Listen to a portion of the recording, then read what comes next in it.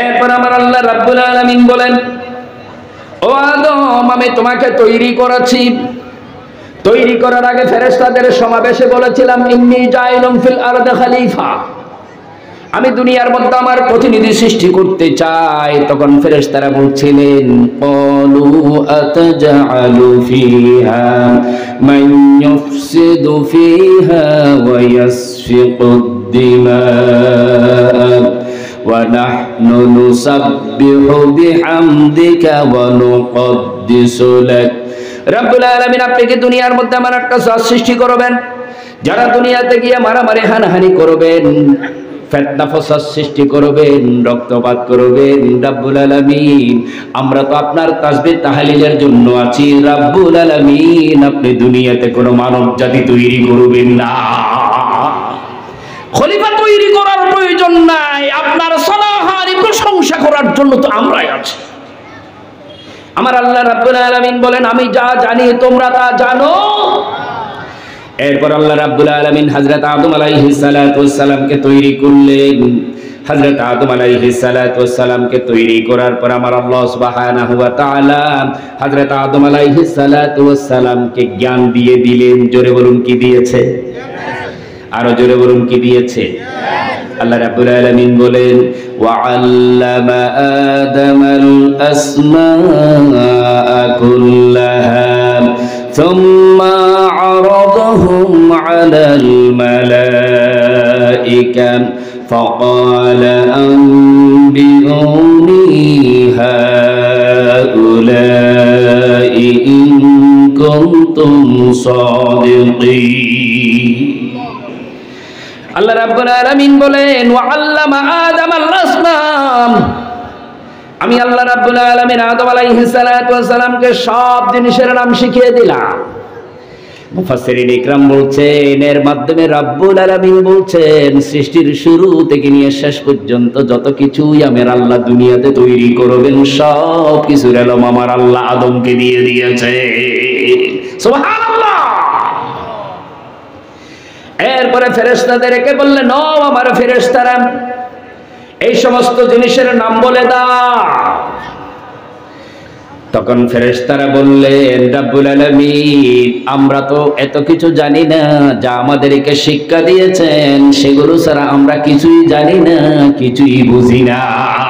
তারা বললেন, সুবহানাকা লা ইলমা লানা ইল্লা মা আল্লামতানা, ও আল্লাহ, আমাদেরকে আপনি যা শিক্ষা দিয়েছেন এর বাইরে আমরা কিছুই জানি না। এরপর আমার আল্লাহ রাব্বুল আলামিন বলেন, ও ফেরেশতারা, তোমরা তো না জেনেই বলেছো আদমকে সৃষ্টি না করার জন্য, না জেনেই বলেছো আমার খলিফা বা প্রতিনিধি তৈরি না করার জন্য। আমি আল্লাহ রাব্বুল আলামিন এখন বলছি, আমার আদম যা জানে তোমরা তা জানো না, আমার আদম যা বুঝে তোমরা তা বুঝো না। আমি মানব জাতিকে এত জ্ঞান দিয়ে তৈরি করেছি, এত বুদ্ধি দিয়ে তৈরি করেছি, যে জ্ঞান, যে বুদ্ধি, যে বিবেক, যে এলম দুনিয়ার কোন জাতির মধ্যে নেই। সুবহানাল্লাহ। এরপর আল্লাহ রাব্বুল আলামিন বলেন, উসজুদু লিআদম ফাসাজাদু ইল্লা ইবলিস। ও ফেরেশতারা, তোমরা তো বলেছিলে আদমকে সৃষ্টি না করার জন্য, আমি সৃষ্টি করেছি, এবং তোমরা এখন সামনে প্রমাণিত হয়েছে, তোমাদের সবার সামনে এটা ক্লিয়ার হয়ে গিয়েছে, আদমের সামনে তোমরা পরাজিত, আদমের সামনে তোমরা লজ্জিত, আদমের জ্ঞানের সামনে তোমাদের জ্ঞানের কোনো মূল্য নাই। সুবহানাল্লাহ। আমার আল্লাহ বলছিল, আমার ফেরেশতারা, আমার আদমের সামনে তোমরা কিছুই না, সুতরাং আদমের সামনে মাথা ঝুঁকাও। আদমের সামনে কি ঝুঁকাও? আদমের সামনে মাথা ঝুঁকাও। তোমরা তো বলেছিলে আদমকে সৃষ্টি না করার জন্য আমি আমার খলিফা হিসেবে আদমকে তৈরি করেছি। আমার আদমকে যা শিক্ষা দিয়েছি, যা জানে, তোমরা তার কিছুই জানো না, তোমরা নিজেরা স্বীকার করেছো, সারেন্ডার করেছো। এবার তোমরা আদমের সামনে মাথা ঝুঁকাও। সব ফেরেশতারা মাথা ঝুঁকালেন। যারা মাথা ঝুঁকিয়েছেন আমার আল্লাহ রাব্বুল আলামিন তাদেরকে সম্মানিত করেছে।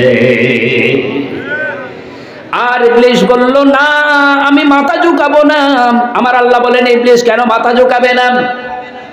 ইবলিস তখন রব্বুল আলামিনের দরবারে বললেন, খলাকতানি মিন নার ওয়া খলাকতাহু মিন তিন, আমাকে আপনি আগুন দ্বারা তৈরি করেছেন আর আদমকে মাটি দ্বারা তৈরি করেছেন। আগুনের স্বভাব হলো উপর দিকে যাওয়া। আগুনের স্বভাব কি? যত বেশি জ্বালাবেন আগুন তত উপরের দিকে যাবে, ঠিক না? আর মাটির স্বভাব হচ্ছে নিচের দিকে আসা। আদম তো মাটি দিয়ে তৈরি, সুতরাং মাটি তো নিচের দিকে আসবে, আগুন তো নিচের দিকে আসবে না। এই জন্য আমি কোনোদিন আদমের সামনে মাথা নত করব না। আমার আল্লাহ বলেন, ও আজাজিল, তুমি যেহেতু আমার অর্ডার পালন করো নাই, নির্দেশ পালন করো নাই, এই জন্য কিয়ামত পর্যন্ত তোমার উপর লানতের তো করিয়ে দিলাম। এবার শয়তান বললেন, রব্বুল আলামিন 6 লক্ষ বছর পর্যন্ত আমি ইবাদত করেছি, বন্দেগী করেছি, গোলামি করেছি, দাসত্ব করেছি।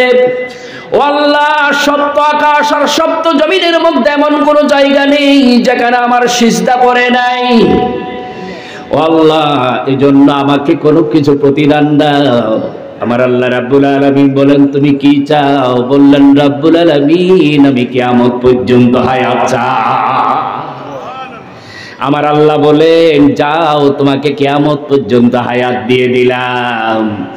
আবার আল্লাহ রাব্বুল আলামিনের কাছে আবেদন করলেন, রাব্বুল আলামিন, আমি যেন নিরাকার হয়ে মানুষের অদৃশ্য থেকে তার কাছে যেতে পারি, অন্যান্য প্রাণী জগতের কাছে যেতে পারি, সে সুযোগ করে দাও, সে তৌফিক দাও।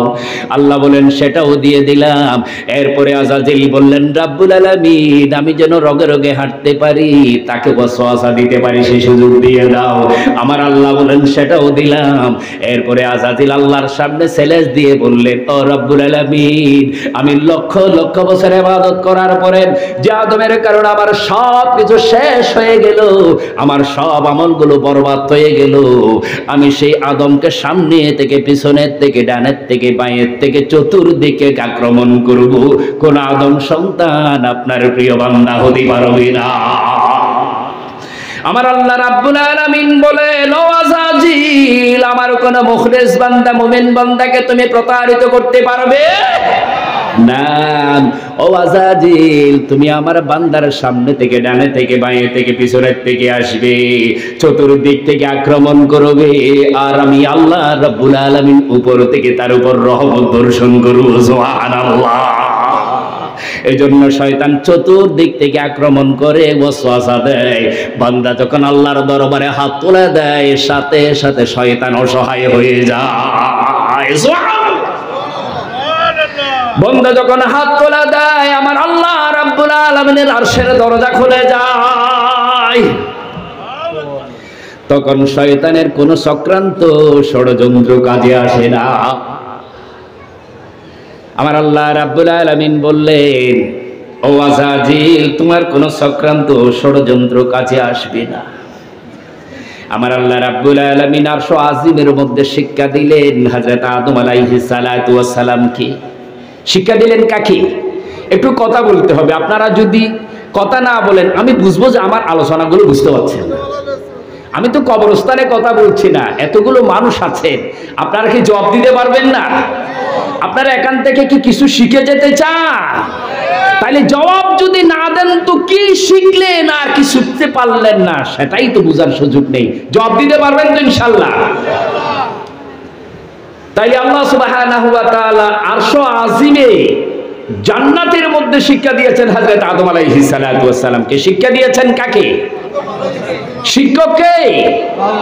আল্লাহ রাব্বুল আলামিন শিক্ষক, আর ছাত্র হচ্ছেন হযরত আদম সফিউল্লাহ। ছাত্র হচ্ছে কে? আদম সফিউল্লাহ। যেখানে শিক্ষা দেয়া হয়েছে সেই জায়গাটি ছিল জান্নাত বা বেহেশত। জোরে বলুন সুবহানাল্লাহ। কোথায় শিক্ষা দিয়েছে? আমার আল্লাহ জান্নাতের মধ্যে শিক্ষা দিয়েছেন হযরত আদম আলাইহিস সালাতু ওয়াস সালামকে। হযরত আদমকে শিক্ষা দিয়ে বললেন, আদম, আমি তোমাকে শিক্ষা দিচ্ছি, তুমি হাওয়াকে শিক্ষা দেবে। আমি তোমাকে শিক্ষা দিয়েছি, তুমি কাকে শিক্ষা দেবে? হাওয়াকে শিক্ষা দেবে। আমার আল্লাহ আদমকে শিক্ষা দিয়েছেন, আদম আলাইহিস সালাতু ওয়াস সালাম হাওয়া আলাইহিস সালাতু ওয়াস সালামকে শিক্ষা দিয়েছেন। সরাসরি আমার আল্লাহর ওহী পেয়েছেন পুরুষ আদম আলাইহিস সালাতু ওয়াস সালাম। সুবহানাল্লাহ। এখানে একটা গুরুত্বপূর্ণ বিষয়, আমার আল্লাহ সুবহানাহু ওয়া তাআলা ওহী পাঠানোর জন্য পুরুষকে নির্বাচন করেছেন, কোন মহিলাকে নির্বাচন করেন নাই, ঠিক না? এই জন্য 1,24,000 পয়গাম্বর, 2,24,000 পয়গাম্বর, সব পয়গাম্বর পুরুষ ছিলেন। সব পয়গাম্বর কি পুরুষ ছিলেন? কারণ আমার আল্লাহ রাব্বুল আলামিন প্রথম দিন থেকে শেষ পর্যন্ত পুরুষের কাছে ওহী পাঠিয়েছেন, কোন মহিলার কাছে নয়। সুবহানাল্লাহ। এরপরে পুরুষের মাধ্যমে মহিলাকে শিক্ষা দিয়েছেন, এর মাধ্যমে রাব্বুল আলামিন পুরো দুনিয়ার সব মানুষকে শিক্ষা দিয়েছেন, ও দুনিয়ার মানুষেরা, ওহীর ইলমের জন্য আমি আল্লাহ রাব্বুল আলামিন পুরুষকে মনোনীত করেছি। পুরুষেরা ওহীর ইলম সরাসরি আমি আল্লাহ রাব্বুল আলামিন থেকে পাবে, আর আমি আল্লাহ রাব্বুল আলামিন পুরুষদেরকে যা শিক্ষা দেই সেই শিক্ষা তারা মহিলাদেরকে দান করবে। আমি আল্লাহ পুরুষকে শ্রেষ্ঠত্ব দান করেছি, মহিলাদের উপর শ্রেষ্ঠত্ব দান করেছি, আর মহিলাদেরকে পুরুষের অধীন করে দিয়েছেন। যতদিন পর্যন্ত পুরুষের শ্রেষ্ঠত্ব থাকবে, যতদিন পর্যন্ত পুরুষের কথা অনুযায়ী মহিলারা চলবে, ততদিন পর্যন্ত দুনিয়া শান্তিতে থাকবে, নিরাপদে থাকবে, ঠিক না? এই জন্য আল্লাহ সুবহানাহু ওয়া তাআলা আদমকে শিক্ষা দিয়েছেন জান্নাতের মধ্যে। আদমকে বলছেন তুমি হাওয়াকে শিক্ষা দাও। তুমি হাওয়াকে কি দাও? যে আমার আল্লাহ চাইলে একসাথে আদম এবং হাওয়া দুজনকে শিক্ষা দিতে পারতেন কি পারতেন না? পারতেন কি পারতেন না? কিন্তু কোরআনের মধ্যে আল্লাহ সুবহানাহু ওয়া তাআলা বলছেন ওয়া আল্লামা আদামাল আসমা। এখানে হাওয়ার কথা বলে নাই, এখানে কার কথা বলে নাই? একটু কথা বলবেন, কার কথা বলে না? হাওয়ার কথা বলে না, আদমের কথা বলেছেন। এর মাধ্যমে রাব্বুল আলামিন বলছেন, ও দুনিয়ার মানুষেরা, কিয়ামত পর্যন্ত ইলমের জন্য, ইলম শিক্ষা গ্রহণের জন্য, ইলম শিক্ষা দানের জন্য আমি আল্লাহ পুরুষকে অগ্রাধিকার দিয়েছি। ওহীর জ্ঞানের জন্য পুরুষকে নির্বাচন করেছি, সমাজ পরিচালনার জন্য পুরুষকে নির্বাচন করেছি, রাষ্ট্র পরিচালনার জন্য পুরুষকে নির্বাচন করেছি। যতদিন পর্যন্ত পুরুষের নেতৃত্বে সমাজ ও রাষ্ট্র চলবে, ততদিন পর্যন্ত দুনিয়া শান্তি আর নিরাপদে থাকবে। যেদিন পুরুষের হাত থেকে সমাজের নেতৃত্ব, রাষ্ট্রের নেতৃত্ব চলে যাবে, তখন ওই রাষ্ট্রের জন্য, সমাজের জন্য দুঃখ দুর্দশা ছাড়া আর কিছুই থাকবে না, ঠিক না? আমার বাংলাদেশে আমরা সেটা দেখছি কি দেখি নাই? দেখছি কি না? নারীর অধিকারের কথা, নারীর ক্ষমতায়নের কথা বলে পশ্চিমারা আমাদেরকে নারী নেতৃত্বের জন্য বারবার চাপ প্রয়োগ করেছে, বারবার ওয়াজ করেছে, নসিহত করেছে, উপদেশ দিয়েছে। কিন্তু আজকের নির্বাচনেও আমরা দেখতে পেয়েছি আমেরিকার মধ্যে সব জরিপ বলেছিল যে মহিলা প্রার্থীর নাম কি বলেন তো? কমলা হ্যারিস, ক্ষমতাসীন দলের প্রার্থী। সব জরিপে বলেছিল কমলা হ্যারিস বিজয়ী হবে। কিন্তু আমেরিকা কয় যে আমরা জাতে মাতাল কিন্তু তালে ঠিক। জাতে মাতাল, তোমাদের সবাইকে নসিহত করব, উপদেশ দেব, বুঝাবো যে তোমরা মেয়েদেরকে নেতা বানাও, কিন্তু আমরা কিয়ামত পর্যন্ত কোন মহিলাকে নেতা বানাবো না। আমরা তোমাদেরকে মহিলা নেতৃত্ব উপহার দিতে চাই, মহিলা নেতা বানার জন্য উপদেশ দিতে চাই, নির্দেশ দেই, কারণ তোমরা নিজেরা যেন ধ্বংস হয়ে যেতে পারো। আর আমরা কোনোদিন মহিলা নেতা বানাবো না, মহিলা নেতা নির্বাচনও করব না। আমেরিকার ইতিহাসে পরপর 2 বার এটা প্রমাণিত হয়েছে, জোরে বলুন ঠিক না? হিলারি ক্লিনটন অত্যন্ত জনপ্রিয় নেত্রী ছিলেন, কিন্তু আমেরিকার মানুষ হিলারিকে ভোট দেয় নাই, পাগল ট্রাম্পকে ভোট দিয়েছিল, ঠিক না?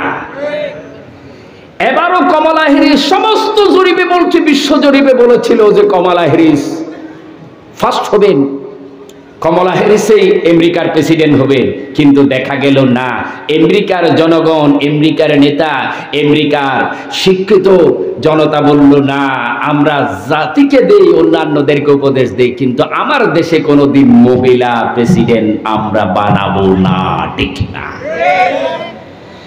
সুতরাং যারা এখনো পর্যন্ত আমেরিকা, রাশিয়া, চীনকে মডেল মনে করছো, জেনে রাখো তারা আমাদেরকে বিপদে ফেলতে চায়, তারা কোনোদিন নিজেরা বিপদে পড়ে না, ঠিক না? তারা আমাদেরকে বিপদে পরিচালিত করতে চায়, তারা বিপদে যায় না কোনোদিন, তারা সঠিকভাবে থাকতে চায়। আর যারা আমেরিকা, রাশিয়া, চীন, ভারতের উপদেশ নিয়ে, নির্দেশ নিয়ে, নসিহত নিয়ে আমাদেরকে চালাতে চায়, তারা সত্যিকার অর্থে আমাদেরকে বিপদে পরিচালিত করতে চায়, আমাদেরকে মক্কা মদিনা থেকে দূরে সরিয়ে দিতে চায়, ঠিক না? আমরা যতদিন পর্যন্ত আমেরিকা, চীন, রাশিয়া ধর্ম নিরপেক্ষতা, পুঁজিবাদ, সমাজতন্ত্রের বাদ দিয়ে ইসলামের দিকে ফিরে আসবো না, ততদিন পর্যন্ত বাংলা তথা মুসলমানদের কল্যাণ আসতে পারে না। অথচ আমরা বাংলাদেশের 92% মুসলমান। আমাদের মুসলমানদের অধিকাংশ নেতা হয় আমেরিকাপন্থী, নয় রাশিয়াপন্থী, হয় ধর্ম নিরপেক্ষতা মতবাদী, অথবা জাতীয়তাবাদী, অথবা নাস্তিক, যেরকম দেখে না। আর আমরা যখন ইসলামের কথা বলি তখন সাথে সাথে বলে মৌলবাদ, সাথে সাথে বলে জঙ্গিবাদ, সাথে সাথে বলে সন্ত্রাসবাদ। আমরা জানিয়ে দিতে চাই আমরা সন্ত্রাসবাদী নই, আমরা জঙ্গিবাদী নই, আমরা মৌলবাদী নই, আমরা কোরআন ও হাদিস ওয়ালা, জোরে বলুন ঠিক কিনা? আর মস্কো বেকিং নয়, চল নবীর মদিনাই, ওই দিল্লি মার্কিং ভাই নয় মোদের ঠিকানা, মোরা নবীর উম্মত বাঙালি মুসলমান, ফির ধরেছি কোরআন, ছেড়ে কুফরি বিদান, ছেড়ে সকল গোলামি, হব খোদার দিওয়ানা। আর মস্কো বেকিং নয়, চলো নবীর মদিনায়। আমরা কোন দিকে যাব? মক্কা মদিনার দিকে। এক যুগে একসাথে বলেন কোন দিকে যাব? আমরা আমেরিকামুখী নয়, রাশিয়ামুখী নয়, চীনমুখী নয়, ভারতমুখী নয়। মুসলমানরা কিয়ামত পর্যন্ত থাকবে মক্কা এবং মদিনামুখী, ঠিক না? মোরা নবীজির উম্মত বাঙালি মুসলমান, ফির ধরেছি কোরআন, ছেড়ে কুফরি বিদান, ছেড়ে সকল গোলামি, হব খোদার দিওয়ানা। আর মস্কো বেকিং নয়, চলো নবীর মদিনাই, ওই দিল্লি মার্কিন ভাই নয় মোদের ঠিকানা। যারা এতদিন পর্যন্ত আমাদেরকে দিল্লি মার্কিন আমাদের বন্ধু বলে বলেছে, ভারত আমাদের বন্ধু বলেছে, ধর্ম নিরপেক্ষতা মতবাদ, জাতীয়তা মতবাদ, পুঁজিবাদী মতবাদকে আমাদেরকে খাওয়ানোর জন্য চেষ্টা করেছে, জেনে রাখো তারা আমাদেরকে বিষ খাওয়াতে চেয়েছে, যেরকম ঠিক না? আমাদের চট্টগ্রামে একটা জনপ্রিয় সঙ্গীত আছে, যদিও সঙ্গীতটা ইসলামী না, মধু হই আর বিষ খাওয়াই না। জানেন তো এটা? এটা অনেকে জানেন না। আমাদের নেতৃবৃন্দরা আমাদেরকে মধু বলে বলে বিষ খাওয়ানোর চেষ্টা করেছে বিগত 54 বছর, দেখে না? আমাদেরকে মধু বলেছিল তোমরা সমাজতন্ত্রের অনুসারী হও, পুঁজিবাদের অনুসারী হও, ধর্ম নিরপেক্ষতাবাদের অনুসারী হও। মুসলমানেরা পুঁজিবাদ, সমাজতন্ত্র, ধর্ম নিরপেক্ষতাবাদী হতে পারে না। মুসলমানদের পথ হচ্ছে ইসলাম, আর আমাদের একমাত্র জীবন বিধান হচ্ছে ইন্নাদ-দীন ইনদাল্লাহি ইসলাম। সুপ্রিয় ভাইরা, আসুন, বলছিলাম আমাদের প্রথম মাদ্রাসাটা ছিল কোথায়? জান্নাতে। একটু কথা বলেন, প্রথম মাদ্রাসা ছিল কোথায়? সবাই বলেন, প্রথম মাদ্রাসা ছিল কোথায়? সেখানে শিক্ষক ছিলেন কে? ছাত্র ছিলেন কে? হযরত আদম আলাইহিস সালাতু ওয়াস সালাম ছাত্র, আর শিক্ষক ছিলেন আমার আল্লাহ রাব্বুল আলামিন। হযরত আদমের ছাত্র ছিলেন হযরত হাওয়া আলাইহিস সালাতু ওয়াস সালাম। এবার আমার আল্লাহ রাব্বুল আলামিন হযরত আদম হাওয়াকে দুনিয়ায় নামিয়ে দিচ্ছেন। হযরত আদম আলাইহিস সালাতু ওয়াস সালাম বললেন, রাব্বুল আলামিন, আপনি তো আমাকে জান্নাতে রেখেছিলেন, জান্নাতের মাদ্রাসা আমি লেখাপড়া করেছি, আমার সাথে আমার হাওয়া আলাইহিস সালাতু ওয়াস সালামও ছিল। ও আল্লাহ, আমাকে নামিয়ে দিচ্ছেন, দুনিয়ায় গিয়ে আমি কি করব, কিভাবে পড়ব, কিভাবে চলবো? আমার আল্লাহ রাব্বুল আলামিন বলেন, ইহবিতু মিনহা জামিআ ফাইম্মা ইয়াতিয়ান্নাকুম মিন্নি হুদান ফামান তাবিআ হুদায়া ফালা খাউফুন আলাইহিম ওয়ালা হুম ইয়াহজানুন। ও আদম, তুমিও নেমে যাও, ও হাওয়া তুমিও নেমে যাও, ও শয়তান তুমিও নেমে যাও। ফাইম্মা ইয়াতিয়ান্নাকুম মিন্নি হুদান, আমি আল্লাহর পক্ষ থেকে তোমাদের কাছে হেদায়েত যাবে, আর সে হেদায়েতের অনুসরণ আর অনুকরণ যদি করো, দুনিয়াতে তোমার কোনো চিন্তা নেই, আখিরাতের কোনো পরোয়া নেই। সুবহানাল্লাহ। তাইলে আদমকে দুনিয়াতে নামিয়ে দিলেন আর বললেন, আদম তুমি নেমে যাও, হাওয়া তুমিও নেমে যাও, আমি তোমাদের কাছে ওহী পাঠাবো। তোমাদের কাছে কি পাঠাবো? ওহী পাঠাবো। ওহীর অনুসরণ আর অনুকরণ যদি করো, দুনিয়াতে তোমার কোনো চিন্তা নেই, আখিরাতের কোনো পরোয়াও নেই। ও আল্লাহ, সেই ওহী কি? আমার আল্লাহ রাব্বুল আলামিন বলেন, সেই ওহী হচ্ছে যুগে যুগে আমি আল্লাহ রাব্বুল আলামিনের কালাম। সুবহানাল্লাহ। ওহী হচ্ছে যুগে যুগে আল্লাহর কালাম। যুগে যুগে কালাম কার? যুগে যুগে আল্লাহর কালাম হচ্ছে ওহী। 100 সাহিফা সবগুলো আমার আল্লাহ রাব্বুল আলামিনের ওহী। তাওরাত, জবুর, ইনজিল আমার আল্লাহ রাব্বুল আলামিনের ওহী। আর কিয়ামত পর্যন্ত সব মানুষের জন্য আমার আল্লাহ রাব্বুল আলামিন কোরআন পাঠিয়েছে, ঠিক কি না? তাইলে আমার আল্লাহ বলেন, আদম তুমি নেমে যাও, হাওয়া তুমিও নেমে যাও, আমি আল্লাহ রাব্বুল আলামিন ওহী পাঠাবো, ওহীর অনুসরণ আর অনুকরণ করবে, তোমাদের জন্য কোনো ভয় থাকবে না, তোমাদের জন্য চিন্তার কোনো কারণও থাকবে না। এবার আমার আল্লাহ রাব্বুল আলামিন একটা পাঠ্যপুস্তক নির্ধারণ করে দিয়েছে, ঠিক না? একটা সিলেবাসও দিয়ে দিয়েছেন। ও আল্লাহ, বুঝতে পারলাম মাদ্রাসা জান্নাতের মধ্যে আপনি শুরু করেছিলেন, বেহেশতে জান্নাতে মাদ্রাসা শুরু করে আমার আল্লাহ যখন দুনিয়াতে পাঠিয়ে দিলেন, কয় আদম হাওয়া তোমরা যাও, দুনিয়াতে আমি পাঠ্যপুস্তক একটা পাঠাই দেব। এবার হযরত আদম বললেন, রাব্বুল আলামিন, দুনিয়াতে মাদ্রাসা কোথায় হবে? কোথায় গিয়ে আমরা পড়ালেখা করব? কোথায় গিয়ে আমরা শিখব? আমার আল্লাহ রাব্বুল আলামিন বললেন, তোমাদের দুইজনকে পরিচয় করিয়ে দিলাম আরাফার ময়দানের মধ্যে। হযরত আদমকে নামিয়ে দিলেন শ্রীলঙ্কার মধ্যে, হযরত হাওয়াকে নামিয়ে দিলেন জিদ্দার মধ্যে, দুইজনকে পরিচয় করিয়ে দিলেন আরাফার ময়দানে, ঠিক না? দুইজনে আরাফার ময়দানে পরিচিত হওয়ার পরে ফজর হওয়ার আগেই হাঁটতে হাঁটতে চলে আসলেন খানায়ে কাবার সামনে। আমার আল্লাহ রাব্বুল আলামিনের সামনে 2 রাকাত নামাজ আদায় করলেন। এরপরে রাব্বুল আলামিনের দরবারে দোয়া করলেন, রব্বানা যালামনা আনফুসানা ওয়া ইল্লাম তাগফির লানা ওয়া তারহামনা লানাকুনান্না মিনাল খাসিরিন। সবাই মুখে বলেন, রব্বানা যালামনা أنفسنا وإن لم تغفر لنا وترحمنا لنكونن من الخاسرين।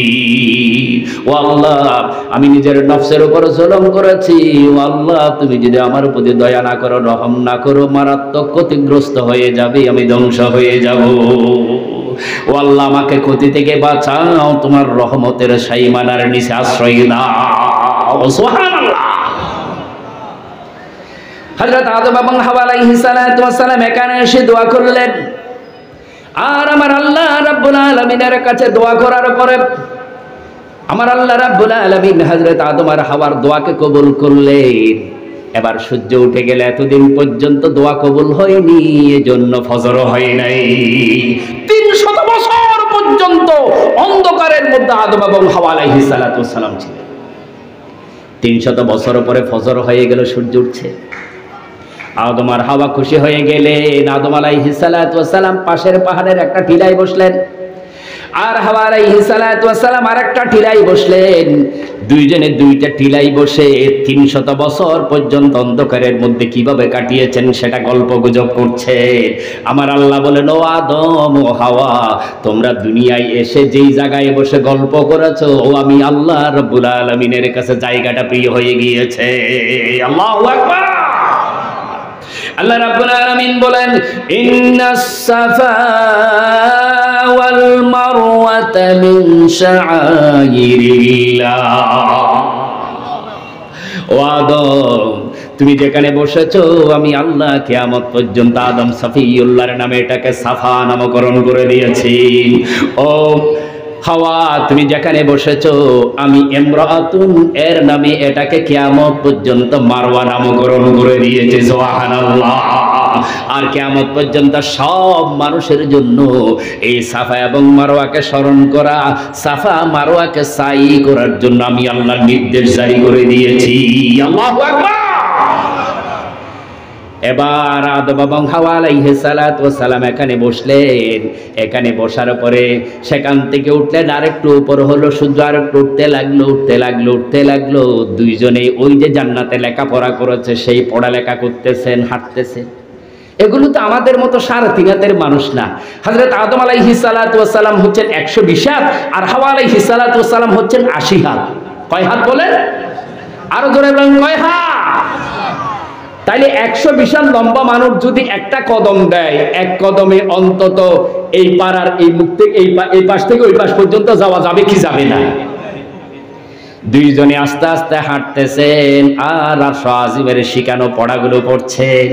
আমার আল্লাহ বলেন, ও আদম ও হাওয়া, তোমরা যে দুইজন আমি আল্লাহর শেখানো পড়াগুলো পড়ছো, আমি আল্লাহর শেখানো দোয়াগুলো করছো, আমি আল্লাহর শেখানো জীবন পদ্ধতি অনুসরণ করছো, তোমরা যেই জায়গায় হাঁটছো, যেই জায়গাতে হেঁটে হেঁটে চলাফেরা করে করে তোমরা এই কাজগুলো করছো, আমি আল্লাহর কাছে এই জায়গাটি এত পছন্দ হয়েছে, কিয়ামত পর্যন্ত সব মানুষের জন্য এটাকে হারাম ঘোষণা করছি। সুবহানাল্লাহ।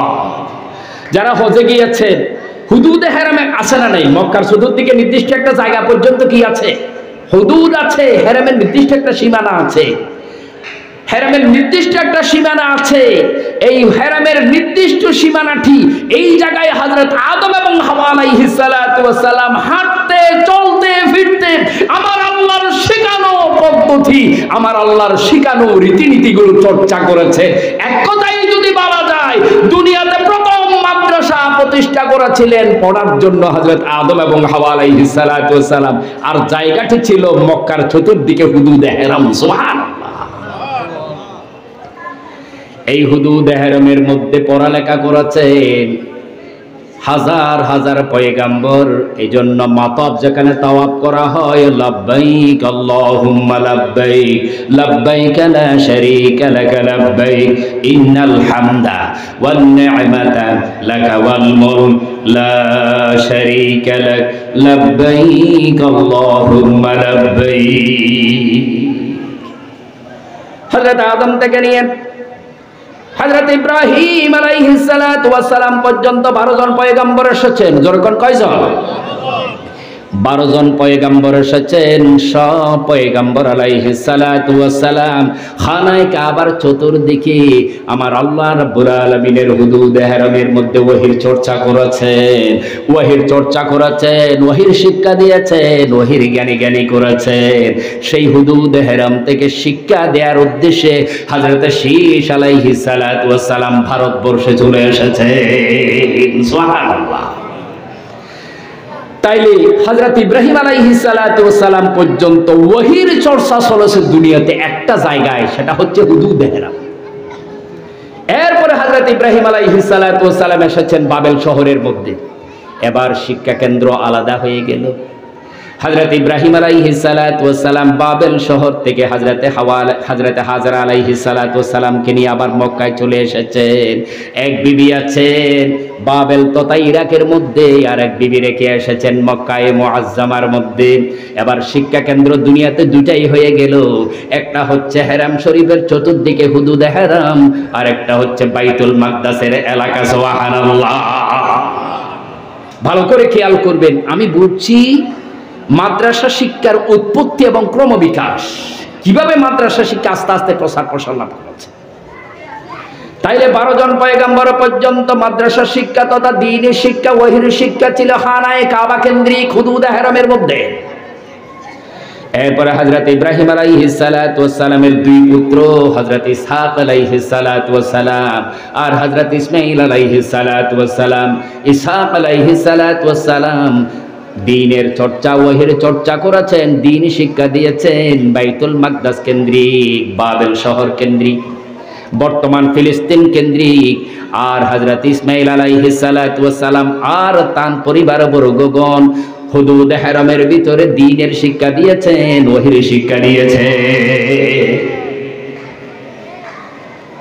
বাইতুল মাকদাসের মধ্যে 1 লক্ষের উপরে পয়গম্বর বাইতুল মাকদাসে ওহীর চর্চা করেছেন, ওহীর শিক্ষা দিয়েছেন। কয়জন বলছি? 1 লাখেরও বেশি। আর খানায়ে কাবার এখানে হযরত ইসমাঈল আলাইহিস সালাতু ওয়াস সালাম ছিলেন। পয়গম্বর আলাইহিস সালাতু ওয়াস সালামের অন্তত 1000-এর উপরে পয়গম্বর খানায়ে কাবা কেন্দ্রিক শিক্ষা দিয়েছে। যদিও হযরত ইসমাঈল আলাইহিস সালাতু ওয়াস সালামের বংশ থেকে শুধু নবী মুহাম্মদ রাসূলুল্লাহ সাল্লাল্লাহু আলাইহি ওয়াসাল্লাম ছাড়া কোনো পয়গম্বর আসে নাই, কিন্তু ইসহাক আলাইহিস সালাতু ওয়াস সালামের বংশধর থেকে অন্তত 1000 পয়গম্বর খানায়ে কাবার মধ্যে ওহীর জ্ঞান চর্চা করেছেন, ওহীর শিক্ষা দিয়েছেন, মাদ্রাসা হিসেবে জাতিকে শিক্ষা দিয়েছে।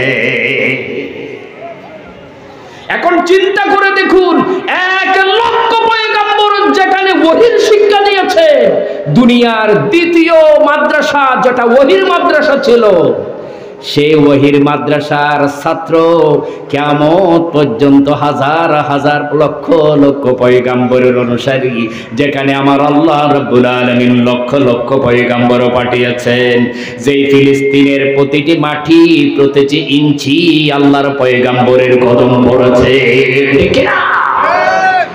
আজকে মুসলমানদের অনৈক্যের কারণে ফিলিস্তিনের জমিনে প্রতিনিয়তই মুসলমানদের রক্ত ঝরছে, ঠিক না? অথচ সেটা লক্ষ পয়গম্বরের দেশ, একজন দুইজন নয়, একজন দুইজন নয়, 100 200 নয়, 1000 2000 নয়, লক্ষ পয়গম্বরের দেশ ফিলিস্তিন। বাইতুল মাকদাস কেন্দ্রিক আমার আল্লাহ রাব্বুল আলামিন লক্ষ পয়গম্বরকে পাঠিয়েছেন, লক্ষ মাদ্রাসার লক্ষ পয়গম্বর আলাইহিস সালাতু ওয়াস সালামের আবাসভূমি, ইবাদত কেন্দ্র মাদ্রাসা, সে বাইতুল মাকদাস মুসলমানদের অবহেলার কারণে আজকে হাতছাড়া হয়ে গিয়েছে, ঠিক না? আজকে মুসলমানদেরকে বাইতুল মাকদাসে নামাজ পড়ার জন্য জীবন দিতে হয়, আর আমরা মুসলমানরা ফতোয়া দেই, কেউ ওয়াহাবি, কেউ সুন্নি, কেউ রাফিজি, কেউ খারিজি, কেউ শিয়া, কেউ মুতাজিলা, কেউ আওয়ামী লীগ, কেউ বিএনপি, কেউ জামাত, কেউ জাতীয় পার্টি। এগুলো নিয়ে আমাদের মধ্যে দ্বন্দ্ব সংঘাত আছে না নাই? কথা কয় না? আছে না নাই? মারামারি আছে না নাই? হানাহানি আছে না নাই? সবাই মুসলমান, কেউ সুন্নি, কেউ ওয়াহাবি, দুইজন একে অপরকে লাগাও মারামারি, দুইজনে দুই দিক থেকে গোলাগুলি করছে, দুই দিক থেকে মারছে, মাঝখানে সব মুসলমানরা শাহাদাত বরণ করছে, ঠিক না? কবি সম্রাট আল্লামা ইকবাল বলেছেন, মনফাআত একহি উস কওম কি নুকসান ভি একহি, মনফাআত একহি উস কওম কি নুকসান ভি একহি, একহি সবকা নবী দীন ভি ঈমান ভি একহি, হরম পাক ভি আল্লাহ ভি কুরআন ভি একহি, कुछ बड़ी बातें होती जो मुसलमान भी के। যাতে সবে মুসলমানের লব্য কতি দিয়ে কি কাবা বলো কোরআন বলো আল্লাহ বলো তাও কি ঠিক না নবী বলো দিন বলো ইসলাম বলো তাও কি তবে কি আর দোষিত তোমরাও যদি হতে কি কিন্তু কোথাও জানো অভিমান কোথাও আবার দলাদলি কিন্তু কোথাও জাত অভিমান কোথাও আবার দলাদলি এসব কি আর ভবের মাঝে মহান হওয়ার ক্রিয়া বলি আজকে মুসলমানেরা বহু দলে বিভক্ত হওয়ার কারণে দুনিয়ার প্রত্যেকটা দিকে দিকে মুসলমানেরা নির্যাতিত নিপীড়িত লাঞ্ছিত বঞ্চিত হচ্ছে দেখে না আর মুসলমানদের রক্ত নিয়ে খেলছে ইহুদি নাসারারা মুসলমানদের রক্ত নিয়ে খেলছে ইসলামের দুশমনেরা আমরা আমাদের আত্মমর্যাদা অহংকার নিয়ে ব্যস্ত কেউ কয় আমি চৌধুরী বংশের মানুষ কেউ কয় আমি খান বংশের মানুষ কেউ বলে আমি অমুক দলের মানুষ আমার দল সবচাইতে বড় কেউ বলে আমি অমুক দলের মানুষ আমার দলের চাইতে বড় কোনো দল নাই আমার নেতার চাইতে বড় কোনো নেতা নাই আমার নেতা যাই বলে তাই ঠিক এইভাবে করে করে মুসলমানরা ধ্বংস হয়ে যাচ্ছে ঠিক না অথচ আমরা মুসলমানরা তো ইমানের ভিত্তিতে ঐক্যবদ্ধ হতে পারতাম কি পারতাম না কথা বলেন পারতাম কি পারতাম না আমাদের কোরআনে আমাদের নবী আমাদের কাবা আমাদের দ্বীনে